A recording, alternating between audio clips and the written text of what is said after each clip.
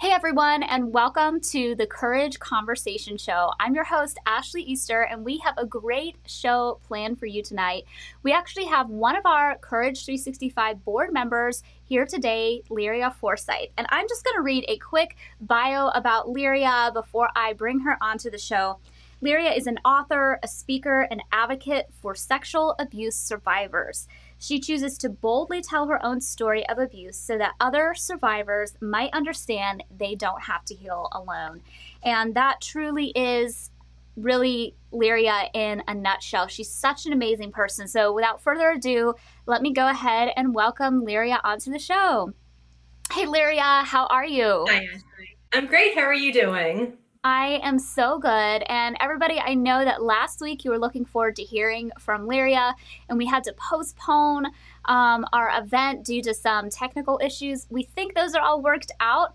And if you could have heard what we talked about last week, that would have been great. And so I know that was just a practice run. So this is going to be even better. Right. That's the plan. Well, Lyria has been a part of Courage 365, I think, since 2017. She showed up at events. Lyria, you've hosted one of our mini events and had like your own Courage conference in your city that was highly successful. Um, you're on the board now, and goodness, I love, love, love working with you. I love your heart, and you have helped so many people. So thank you for being on the show with us today. Thank you. I'm so excited to be here. I love working with you and watching you just work your magic in all aspects of what you do of advocacy and empowerment and everything. So it is an honor to be here with you. Well, thank you so much for that. And the other thing you all have to know about Lyria is not only does she do this advocacy work, not only is she on the board, not only has she hosted this really successful mini event, but she is the mother of a whole lot of children. 6 children, is that right? Right, 6 of them. Yes. And so she is really an expert on talking about hard conversations with kids, really talking about more than just good touch, bad touch, going beyond that and going deeper. So that's really what we want to focus our conversation on today.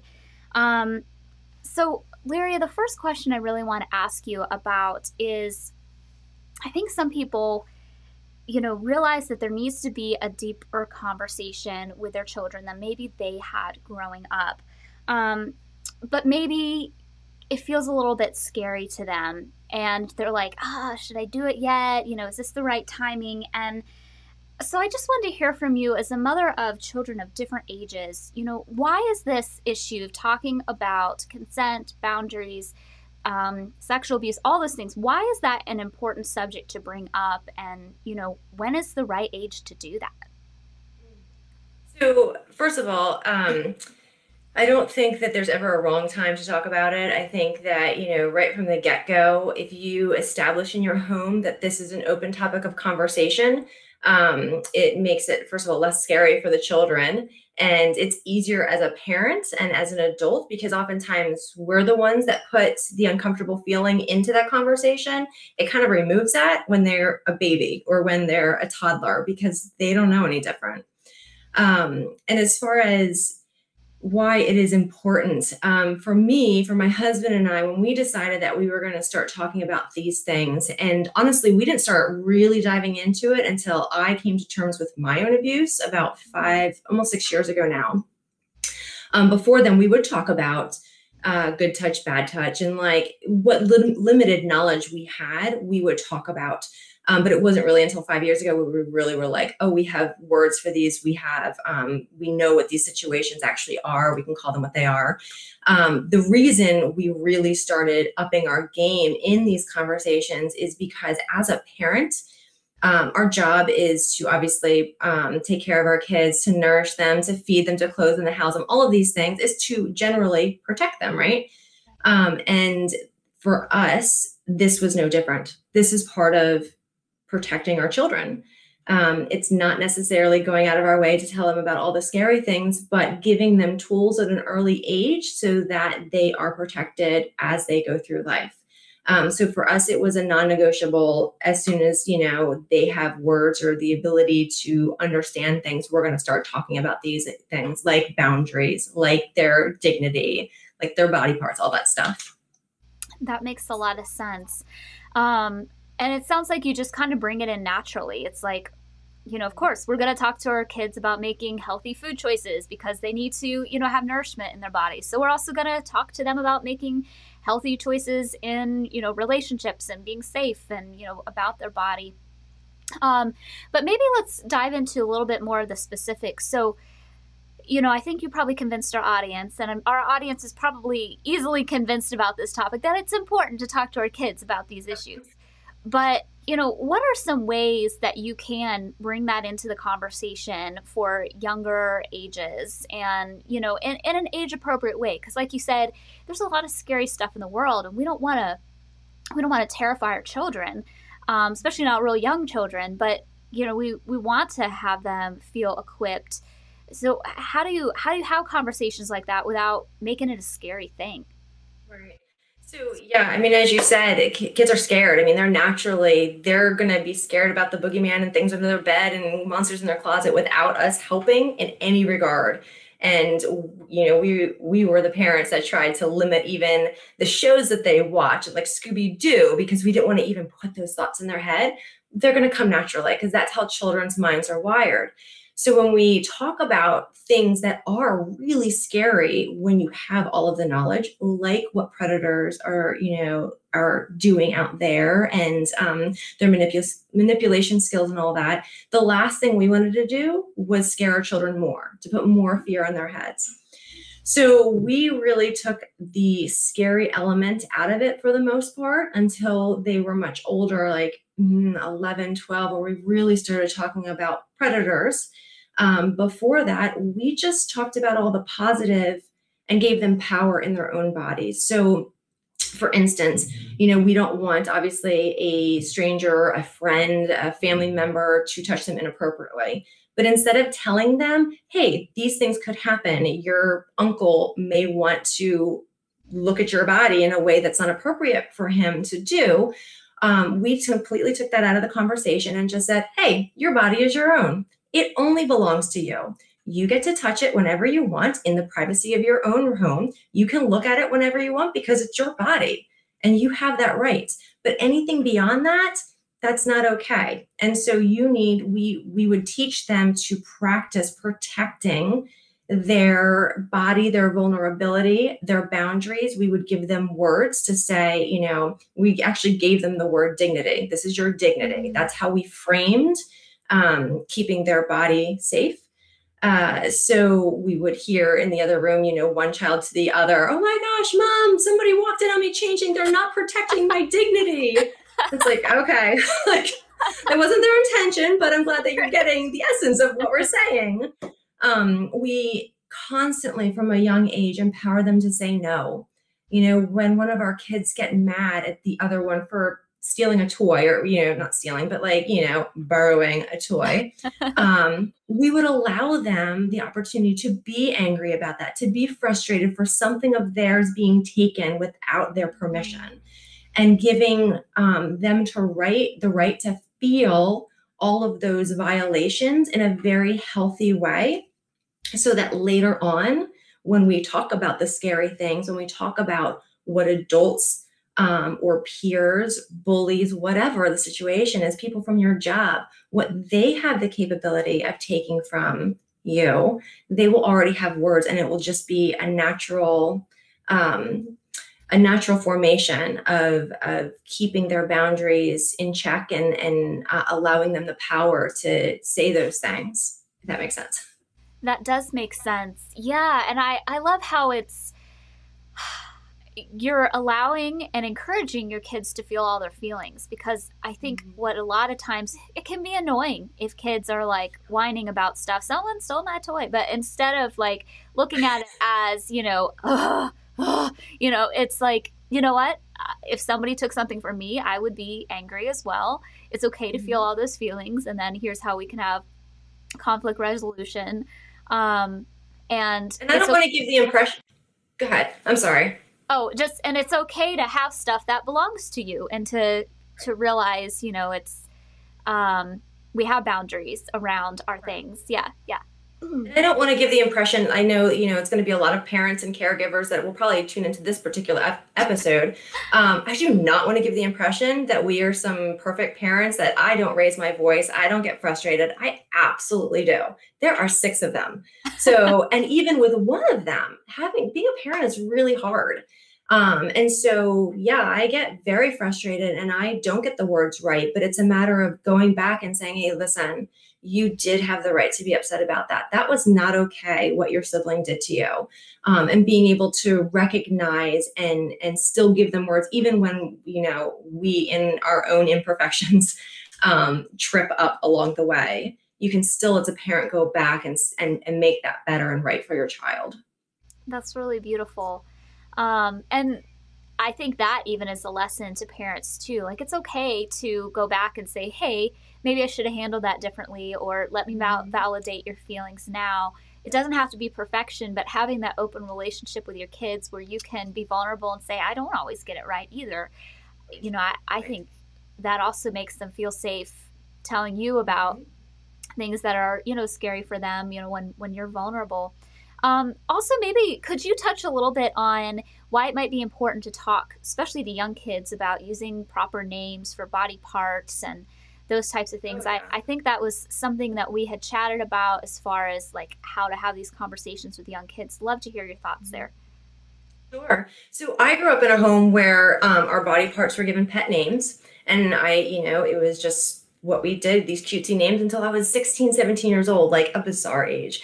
But we were never, it was considered dirty to use the right words because it infringed too much on the conversation of sex, which we weren't allowed to have because Mm, we came from a private religious family. So all of those things added up to a lot of secrecy and shame and just fear. And then when when my husband and I got married and we started, we had kids, it was one of the things that we immediately wanted to undo. Um, First of all, because of my history, but Matthew is a nurse practitioner now, and he worked in the ICU for 7 years before that. So he has medical knowledge in his background. And for him, it was a non negotiable, like, why wouldn't we just call it a penis? Why are we making up a cutesy name for it? And so again, when we had kids, it was just an automatic, this is how we're doing it. I'm sorry if, my grandparents are embarrassed because my 3-year-old ran into the room and said, something about his penis. I'm sorry that that makes you uncomfortable, but for a child, it needs to be as natural as anything else. It's your hand, it's your eyebrows, it's your hair, it's your vagina, and you just keep moving because they need to remove that shame. And I believe the reason we do that is because, again, God forbid later in life, something should happen to them. They need to have the words. And if they're already ashamed or embarrassed about whatever body part has been touched or violated, they're going to be that less likely to speak up. So it gives them words, not just now, but later in life. It also is a massive deterrent to predators, which is something that lots of advocates know. And anyone who has done any research in this knows that predators they're sneaky. They like the secrets. They prey on people who look vulnerable. And if they think that your kid is being taught the truth and has the words to put their actions, to speak their actions into existence to an adult, they're going to steer clear of your child. So just that simple act of calling body parts what they are could be, I shouldn't say will be, could be enough to keep your child safe from potential harm. And for me, again, like that's a non-negotiable. That seems like an easy thing to do to keep my child from not being a target. right, right. So from an early age, you're talking about, naming things properly, Mhm. not being ashamed to talk about those things. And even what you mentioned before with, it's okay for you to look at your body. It's okay for you to touch yourself, but let's do this privately and, in the right Right. and all. Like, it's not just at Dinner dinner table's table. not the No, place. no. Yeah. But, so there's not shame involved with it. It's normal and natural. then you're also allowing them to feel feelings of injustice, even if the injustice is, somebody took my toy. So that kind of leads into the next question I have. So you've kind of laid that great groundwork. How could parents, grandparents, caregivers, how can they begin to talk, a little bit deeper about concepts like consent? I think you mentioned all that great groundwork, and that's important. But how could a conversation like that go? Well, I think again, I mean, it should be a natural progression of your conversation. So later on, as our kids got older, specifically our boys, my husband would start saying things like, just because it's pretty doesn't make it yours. Putting in their head, just because you like something or someone doesn't mean that you have ownership of it, which is a common theme in a lot of male boy mentality. They like it, they think it's pretty, so they're going to have it, and that's the end of it. And so we started again, like later on in the conversation, starting evolving those words and that language to be, just because it's pretty doesn't make it yours. You don't get to take that. You need to ask for it. You need to have a conversation about it. And I mean, that stuff seems pretty easy for a parent to say, okay, when it comes to toys, that's, yeah, every parent does that, or most parents do that. But we do need to continue that conversation to realize that it can't just be these inanimate objects. The most important thing that is theirs is their own body, is their mind, is their heart, is their emotions. Those things need to be protected far more than any object that is in their house, that is their possession. So as we continued the conversations with them, we would talk about, hey, you need to ask permission. You need to say, ask if that's okay if you touch that thing, if you sit next to that person. We started asking permission to hug. So, and actually the pandemic helped in a lot of ways, because now as we're reintroducing people into our lives again, they're seeing Matthew and I say, hey, is it okay if I hug you? Because everybody has different boundaries when it comes to that, and they feel more or less secure with other people. And so our children are now seeing us put that into action as well when it comes to other adults or children. It's something that we've always done, but I said, it's now much more prevalent because we want to respect other people's boundaries. So with our kids, we talk about that a lot. They need to ask consent. They have the right to give consent or to not give consent, which is something else. Like equally as important as them asking somebody's consent to give a hug, to, eventually hold a girl's hands, hug a boy goodnight, whatever it is, those things will evolve. But they also need to know that they have the right to say yes or no. So grandma wants to give my daughter a hug and she's not in the mood. Fine. She doesn't want to give a hug. You're allowed to wave. We still expect them to be polite and kind and courteous to peers and elders and all of that. But there doesn't have to be touch. There's no reason why any of my children have to be touched if they don't want to, which is actually easier for our kids to deal with because we have done this conversation all along than it is for the adults in our lives to accept, which can be very frustrating because the adults should be setting the example, but these aren't conversations that I grew up with that were ever in our house or in my husband's house. So to be introducing them now, we're actually training our kids as we're undoing and retraining all the adults in our life, which, I'm not the only one that's dealing with that. So it's a matter of us, again, as parents, protecting our children, being the advocates, stepping in when the other adult says, well, what's the big deal? You say, it is a big deal. This is my child's body. They said no. We're all going to honor it. And you move along with the conversation. Yeah. But as parents, we need to be stepping in as well and backing up our kids when they say no.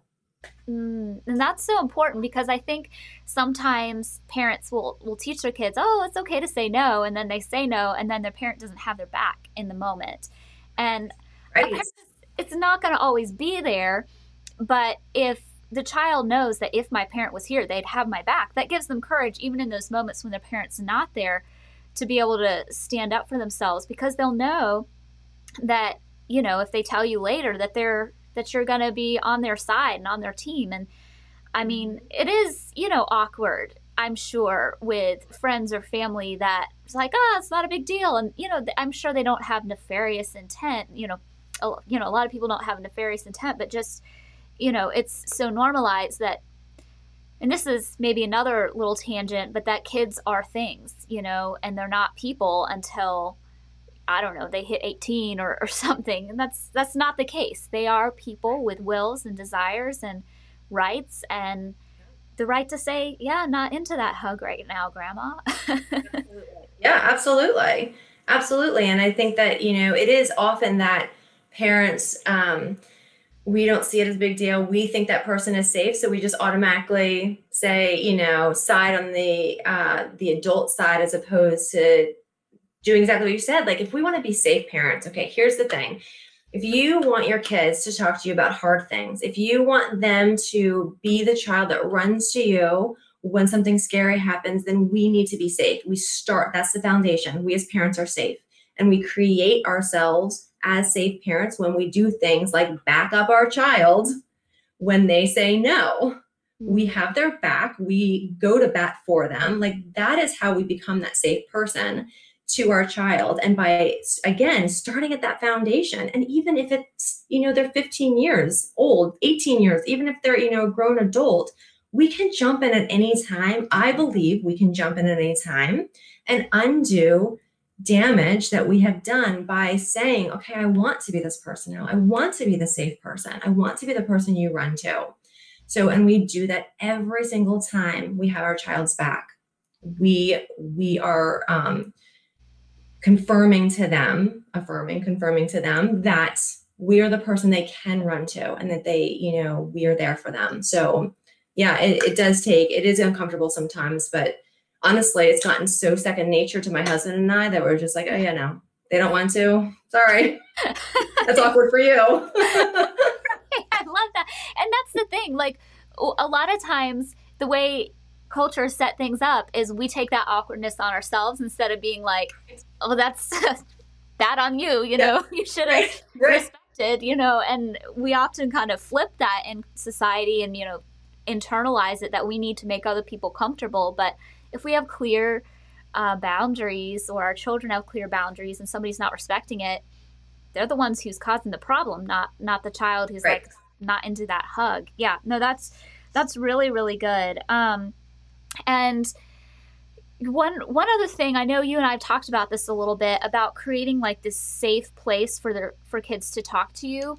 Can you talk a little bit about, when kids bring up like maybe a surprising conversation, something they've heard at school, or, just things that maybe it's not even about, abuse, or not about their bodies, but just things that they bring up. Is there a way to really solidify that you're a safe person, not just by having their back in the moment, but also with their questions? Because I think a lot of times when something bad happens to a kid, their first instinct isn't always to spill everything out. Sometimes they start by dripping little questions and seeing how you react and respond before they disclose everything. So, like, how can parents, prepare if, God forbid, something like that should happen, to already be that safe space for them? Yeah.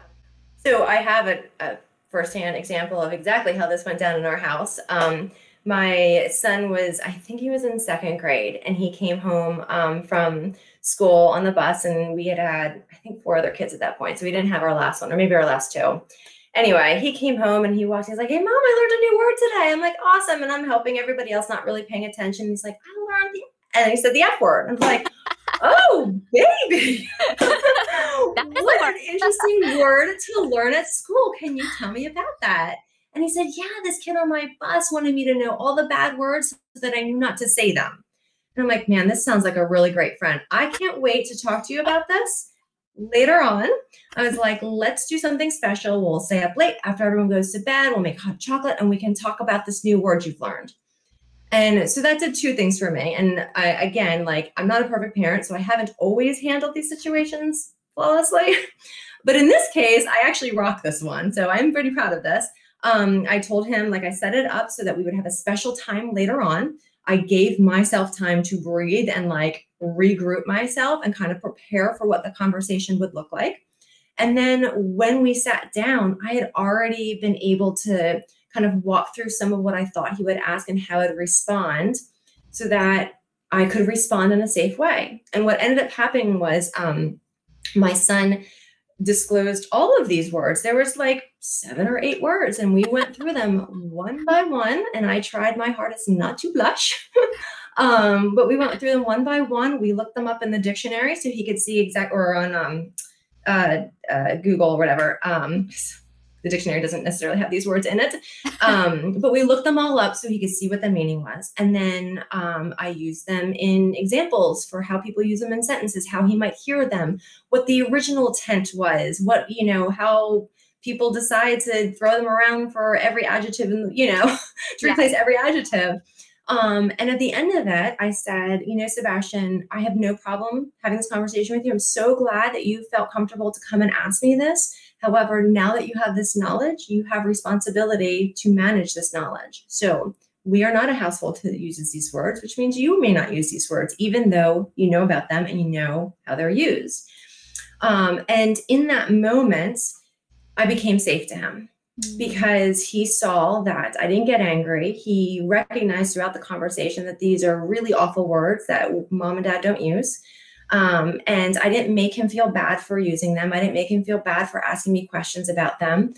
And I can tell you that after that conversation, there were many more times that he came to me and he came to my husband and said, hey, I have a question about this.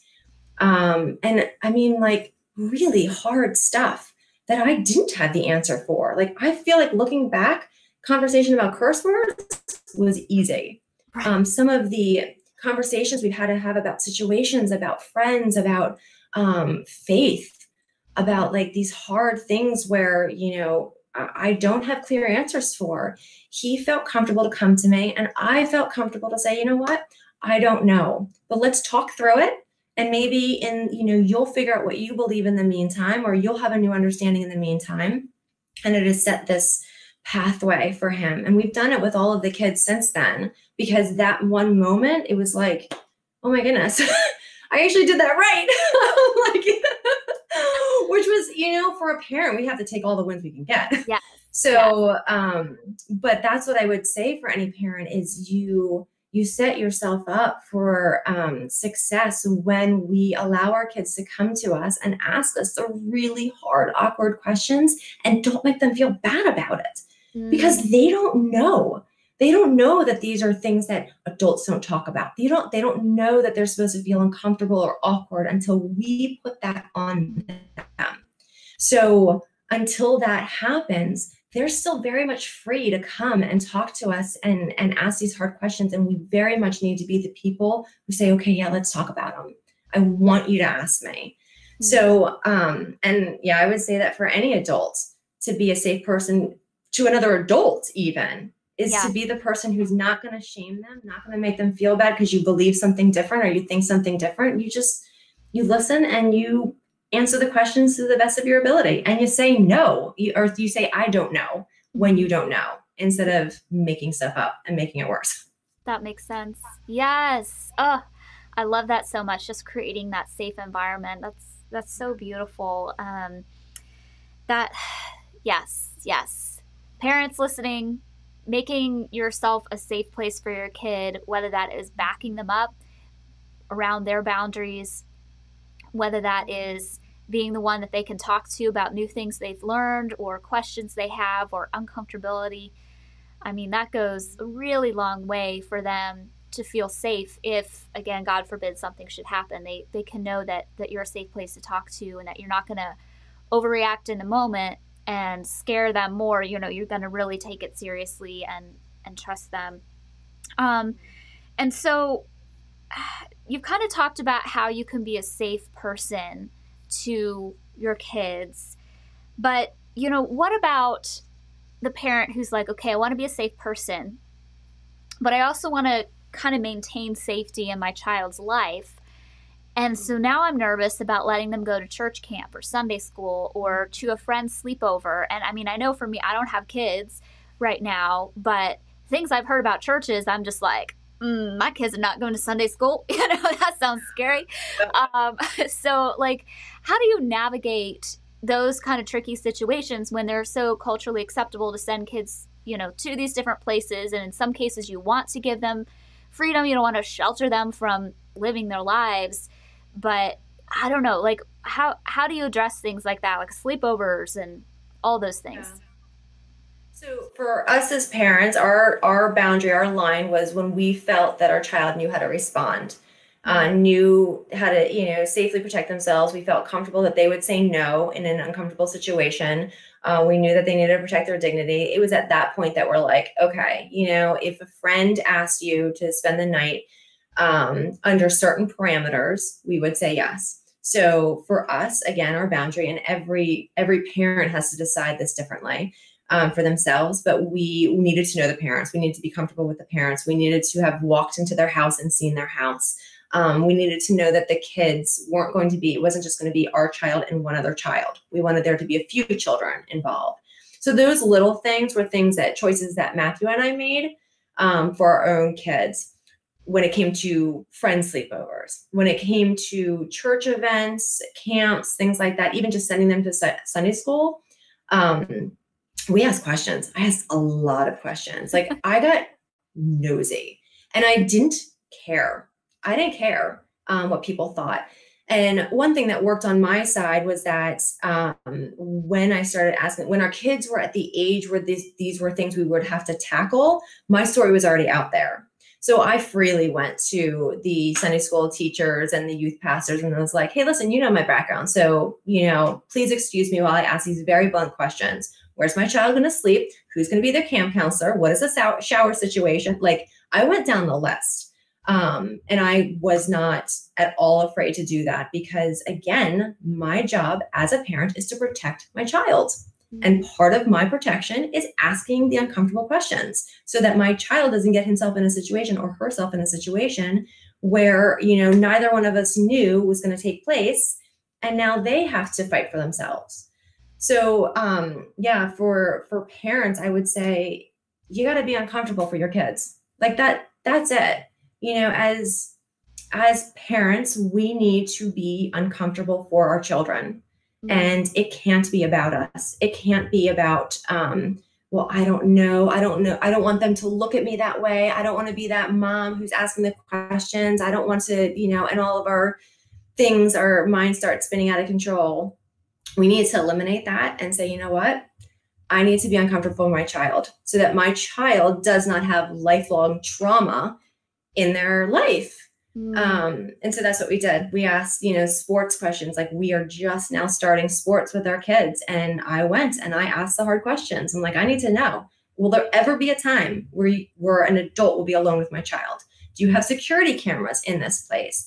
Who reviews them? How often are the tapes changed? Like, all of anything you can possibly think of, because here's the thing, it comes down to predators who don't want they're not going to prey necessarily on children who have knowledge. These people, the leaders in these situations, whether it's, your friend's parents at a sleepover, the camp counselor, the coach, they don't want those questions being asked. And if they are someone who is dangerous, they're going to be wildly uncomfortable if you're asking those questions. And they're going to know that you and your child are not the people they're going to prey on. Mm-hmm. So even if you don't know all of the questions you should ask, asking any questions at all is going to be a deterrent. So ask the questions, get uncomfortable, because it doesn't matter. Your comfort level doesn't matter if it's our kids' safety that is at stake here. Right. So. I think that makes a lot of sense, and honestly, I think applies to a lot of areas in life. There's a work situation I've had recently, and this person asked for support on something, and I said, well, before I can support you on this, I need to ask you a hard question. Are you going to do X, Y, or Z? And if you aren't or are, depending on the situation, that's going to influence my vote. And it felt uncomfortable, but then in the moment I was like, no, they're asking me to trust them to do X, Y, or Z. And so the onus is on them to prove to me that I can trust them. And so the same way with, kids, they're asking, whether it's a Sunday school teacher, whether it is a sports coach, they're saying, hey, trust me to take care of your child in this moment. And so you don't have to feel uncomfortable saying like, these are my questions that I have, and feeling like you're being a bad person for asking them. They're trying to get your trust. And so, they're kind of already pre-consenting to your questions because they've said they're going to, handle this situation with your child. And so are you equipped and prepared to do that? And like you said, if somebody is, offended by questions like that, if they are upset, if they don't have answers, those are at least yellow flags, but in some cases, red flags.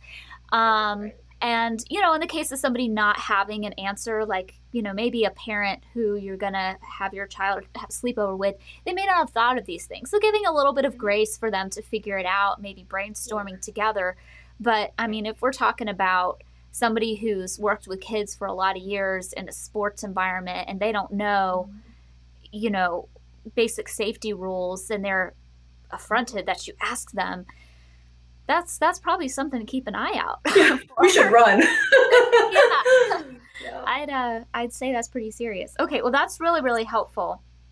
And I hope that if anybody has questions, that they would, feel like they can, comment on these videos, and, maybe we can even have follow-up conversations with Lyria in the future, because she's really good at this. Lyria, thank you for sharing all of this. And not only are you on the board of Courage 365, not only do you have all these beautiful children that you homeschool and you do all this advocacy work, but you've got some of your own stuff going on too. So maybe like share with people how they can follow your work, Speak Truth Ministries that you've got going, and I know after this people are going to want to connect. So I do have a nonprofit, Speak Truth Ministries, that we started about 5 years ago. It is currently up and running, but not active. And here's why. I have 6 kids. And a couple of years ago, even before the pandemic, we made the decision to homeschool them. And I found out very quickly that I cannot give everything I need to give emotionally and mentally to 6 children at home, and give everything I need emotionally and mentally to survivors who want to talk to me and want to be vulnerable with me. And I found it to be a complete injustice to try and divide those things. So as of right now, we are not active on any kind of social media. However, the website is up. My email, thrivebravely@gmail.com, is still up and running. So if there are people that want to reach out and have a conversation, I love having one-on-one conversations like this. I'd be happy to do that. But yes, for the time being, in this moment, all of my time and energy needs to go to getting my kids to a place where they can be functioning, healthy adults. Yeah. And once that's done, then I get to be full-time back in advocacy the way I love. So that's awesome. that is, yeah. And that's an important job. And the way I look at it is, not only are you helping your children, grow into healthy adults for themselves, but we need more healthy adults in this world. So like that is kind of advocacy, like sending out other little advocates into the world. So my kids have talked about so many times, like being advocates and wanting to talk more, and they want to write a book with me. I'm like, oh, okay. I love that. I love that that's what we have instilled in them, and what they're growing up knowing and wanting other kids to be safe too. Yeah. So there may be a little of that in the future, but for the time being, like, I just need them to pass math. Right. Just math. Yes. Oh, that's so great. Well, thank you so much, Lyria, for tuning in. And everybody who is watching with us tonight, please go ahead and share this video. Go ahead and, you've got friends, you've got family who's got children. If you don't have children, you know somebody who does, and you know they need this information. So go ahead and share this on your social media. Send it to somebody in a text or an email. There's people who need this information, because it can help protect children, and it can really help equip parents, grandparents, and other caregivers. And to continue being a part of these Courage conversations, go ahead and follow us on our social media. We've got Twitter, Instagram, Facebook, and YouTube, of course. We air every week on Thursdays at 7 p.m. Eastern on Facebook and Twitter. We also put it up on YouTube, and then we have all the back episodes on our website. So if you go to our website, which is courage365.org/videos, you can see all of the back episodes. And I'm telling you, we've got some great speakers from the back episodes. And just for coming to our website, you can sign up to get a free ebook called 5 Keys to Living a Life of Courage. It will help you take your next most courageous steps as a survivor. It's also going to put you on our email list, which lets you do a couple different things. Number one, it tells you about all the cool shows we have coming up with Courage Conversations. It tells you about our events. And yes, we will be doing some online events this year, and hopefully again in person after this pandemic. But it also just kind of helps you get connected into the community. So that would be great. And as always, if you are in some type of a dangerous situation, imminent danger, if you know or suspect child abuse, go ahead and contact your local police or law enforcement. And for all other things, if you'd like support as a survivor, go to courage365.org, click the Need Help tab, and we've got a huge list of resources, supportive blogs and websites, and lots of hotlines. Everybody, thank you so much for tuning in, and live with courage.